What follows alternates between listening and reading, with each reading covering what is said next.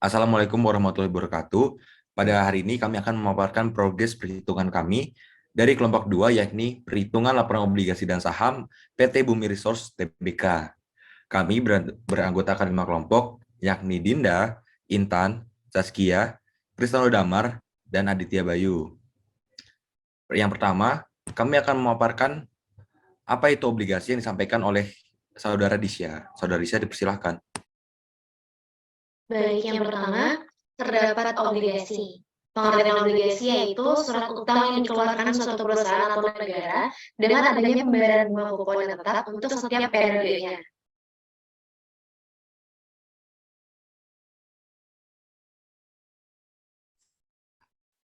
Berikut istilah-istilah. Yang pertama, nilai nominal atau bisa disebut par value adalah nilai yang akan dibayar penerbit obligasi pada saat jatuh tempo. Yang selanjutnya, tingkat bunga kupon atau bisa dibilang kupon rate adalah tingkat bunga yang akan dibayarkan oleh penerbit obligasi. Yang selanjutnya, tingkat keuntungan yang diisyaratkan atau bisa dibilang KD adalah tingkat bunga yang digunakan untuk menghitung present value dari aliran kas obligasi. Dan yang terakhir, tanggal jatuh tempo maturity date adalah saat di mana obligasi jatuh tempo dan nominal obligasi dilunasi oleh penerbit obligasi.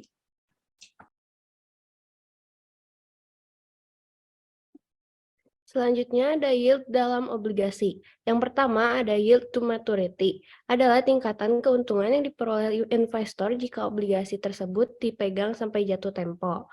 Lalu yang kedua ada yield to call, adalah tingkat keuntungan yang diperoleh investor jika obligasi tersebut dilunasi. Lalu yang terakhir ada yield obligasi, adalah hasil dari bunga dibagi dengan harga pasar obligasi.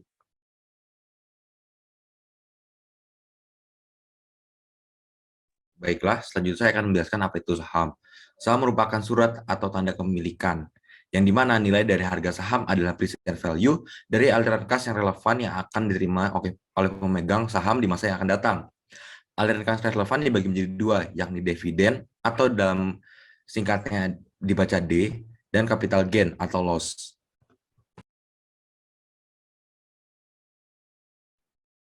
Selanjutnya ada rumus obligasi. Yang pertama, model dividen konstan seperti di bawah ini. Dan kedua, model dividen dengan pertumbuhan konstan. Dan yang ketiga, model dividen dengan tingkat pertumbuhan yang berbeda. Mungkin teman-teman bisa membacanya sendiri.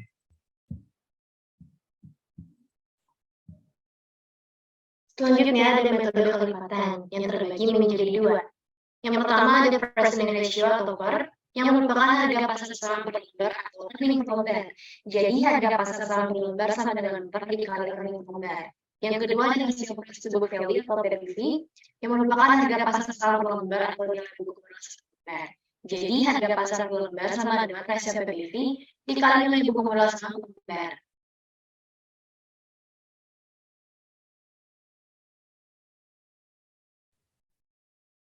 Yang selanjutnya, saham preferen. Yang pertama, mempunyai karakteristik gabungan antara saham dan obligasi, dan yang kedua, membayar dividen, tetapi besarnya yang berdasarkan presentasi tertentu dari nominal saham preferen, seperti obligasi. Dan yang terakhir, jika perusahaan gagal bayar dividen, maka perusahaan tidak dapat dibangkrutkan, tidak seperti obligasi.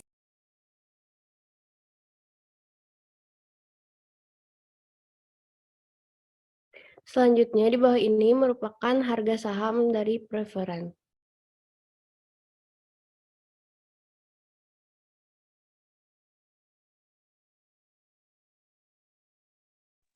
Selanjutnya merupakan inilah adalah perhitungan obligasi yang kami dapatkan dari perhitungan PT Bumi Resources.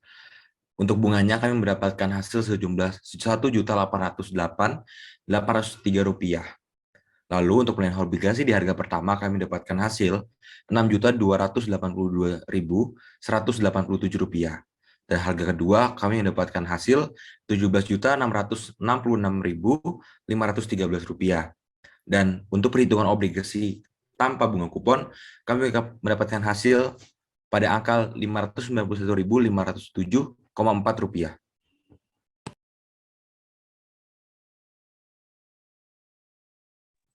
Selanjutnya ada perhitungan saham yang kami lakukan. Yang pertama, Penilaian saham satu periode. Itu ada dua bagian. Yang pertama PO sama dengan 10% dibagi 15%. Kami mendapatkan hasil 0,6. Dan yang kedua, PV sama dengan 400 dibagi 1 tambah 15% ditambah 176 dibagi 1 tambah 15%. Kami mendapatkan hasil 500,8. Dan yang kedua, ada model dividen konstan. Dengan rumus harga sama dengan PO sama dengan P bagi KS. Kami mendapatkan hasil 1173,3. Dan yang ketiga, ada model dividen dengan pertumbuhan konstan. Dengan rumus PO sama dengan D1 dibagi KS kurang G. Kami mendapatkan hasil 5.714,3. Dan yang terakhir, harga saham preferen. Dengan rumus harga sama dengan PV sama dengan 2% dikali 176 dibagi 15%. Kami mendapatkan hasil 23,46. Selanjutnya adalah bagian kesimpulan. Kesimpulan yang dapat kami berikan adalah obligasi merupakan surat utang yang dikeluarkan suatu perusahaan atau negara dengan adanya pembayaran kupon tetap untuk setiap periode. Obligasi juga memiliki beberapa yield, di antaranya yield to maturity, yield to call, dan juga yield obligasi. Saham merupakan surat tanda kepemilikan. Nilai dari harga saham adalah present value dari kas privat yang akan diterima oleh pemegang saham di masa mendatang.